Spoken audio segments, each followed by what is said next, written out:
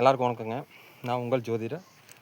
வாஸ்து, எண்கணிதம், நவரத்னங்கள், பரிகாரம், பூஜை, புரஸ்காரம், கட்டுமானம், கன்ஸ்ட்ரக்ஷன், திருமுக்திகேஸ்வரர் கன்ஸ்ட்ரக்ஷன் பில்டர்ஸ் ப்ரொமோட்டர்ஸ்லேருந்து பேசுகிறேன்.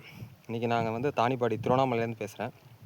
முந்தா நாள் திருநெல்வேலியிலேருந்து உங்களுக்கு நான் வாஸ்து பற்றி ஒரு பதிவு போட்டிருந்தேன். அதுக்கப்புறம் மறுநாள் நான் திருவண்ணாமலை வந்துட்டேன். சொல்லுவாங்க இல்லையா, ஹார்ட் ஒர்க் நெவர் ஃபெயில்ஸ். அதாவது உழைப்புக்கு என்றைக்கு மரியாதை உண்டு, உழைப்பே உயர்வு அப்படின்றதுனால இன்றைக்கி பாருங்கள், இன்றைக்கி 500 பேர் உட்காந்து சாப்பிட்ற அளவுக்கு திருவண்ணாமலை பக்கத்தில் தானிப்பாடியில் ஒரு மிக பிரம்மாண்டமான ஆசிரமம் உருவாகிட்டுருக்கு. சொந்த உழைப்பில் ஒரு 25 பேருக்கு 7 வருஷமாக நான் ஒர்க் கொடுத்து ஒரு 12 சைட்டு, கிட்டத்தட்ட 12 சைட்டு ஆல் ஓவர் தமிழ்நாடு 12 சைட்ஸில் ஒர்க் பண்ணிகிட்ருக்குறோம். கன்ஸ்ட்ரக்ஷன் பார்க்குறோம். லாஸ்ட் டைம் பதிவு பார்த்துருப்பீங்க. இதில் சென்ட்ரிங் முடிஞ்சிருந்துச்சு. இன்றைக்கி பார்த்திங்கன்னா நாளைக்கு காங்கிரீட்டு. ஸோ உங்களோட பகிர்ந்துக்கிறதுல ரொம்ப நான் சந்தோஷப்படுறேன். மொத்தம் பார்த்திங்கன்னா 12 சதுரம் பில்டிங் இது. இதில் பாருங்கள், இந்த ஃப்ரண்ட்டில் இருக்கிற இடம் இதெல்லாமே க்ளீன் பண்ணிவிட்டு இங்கே உங்களுக்கு அன்னதானம், தியானம், யோகா, முற்றோதல், சொற்பொழிவு எல்லாமே பண்ணுறதுக்கான தங்கி 500 பேர் 1000 பேர் தங்கி தினமும் திருவண்ணாமலை, பர்வதமலை, தீர்த்தகிரி மலை இந்த மாதிரி இங்கே இருக்கிற சுற்றி இருக்கிற ஆன்மீக ஸ்தலத்துக்கும் பரிகார ஸ்தலத்துக்கு போகிறதுக்கான வேலைகள் நடந்துகிட்ருக்கு. கூடி விரைவில் இது உங்களுக்கு முடிஞ்சு மக்களுக்கு பயன்பாட்டுக்கு மக்கள் அனைவரும் பயனாக இருக்கணும். ஏன்னா திருவண்ணாமலையில் உங்களுக்கு தங்குறதுக்கான வசதி இல்லை. ஸோ முடிஞ்ச அளவுக்கு நான் 1000-2000 பேரை இங்கே தங்க வச்சு அவங்களுக்கு உணவளித்து திருவண்ணாமலை சுற்றி காட்டுறது. இங்கேருந்து பார்த்தீங்கன்னா கரெக்டாக 20 கிலோமீட்டர் அங்கே இருக்கிற மலை. இங்கேருந்து பார்த்தாலே தெரியும். 20 கிலோமீட்டர்ஸ் 25 கிலோமீட்டர்ஸில் விசிபிலிட்டி இருக்குது. சுற்றி ஏதோ ஃபார்ம் லேண்டு. இதில் சென்டரில் நம்மளோட ஆசிரமம் போயிட்டுருக்கு. ஸோ இது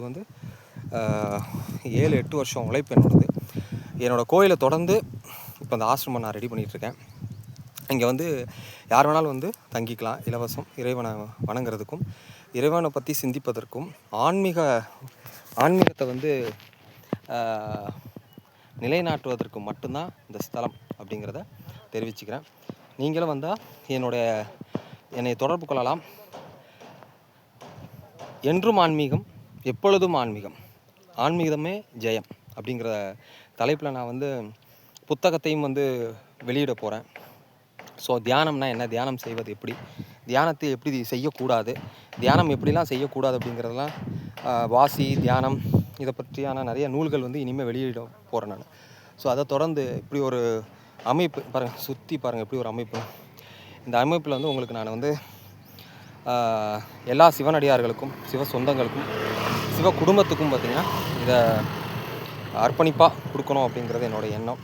ஸோ என்னோட பயணித்து எல்லோரும் அந்த எம்பெருமான திருவடியில் சரணடைஞ்சு தனக்கான அந்த ஆன்மீகத்தை வளர்த்து கொண்டு, ஞானத்தை வளர்த்து கொண்டு, அஞ்ஞானத்தை தவிர்த்து மேலும் மேலும் நம்மளுடைய சைவத்தை மேல்நாட்டுக்கும் பரப்பும்படி என்னோடய வேண்டுகோள். சரிங்களா? தேவாரம், திருவாசகம் கண்டிப்பாக நம்ம பள்ளிக்கூடத்தில் எல்லாருக்கும் நிச்சயமாக இனிமேல் ஒரு சப்ஜெக்டாக சேர்க்க வேண்டும். ஏன்னா நான் ஒரு வாத்தியாராக சிஓ வரைக்கும் போயிட்டு அதை வேண்டான்னு சொல்லிட்டு தான் நான் அந்த ஆன்மீகத்துக்கு சிவனடியாராக மாறினேன். ஸோ என்னோடய இது பார்த்திங்கன்னா கண்டிப்பாக எல்லாருக்கும் போய் சேரணும்.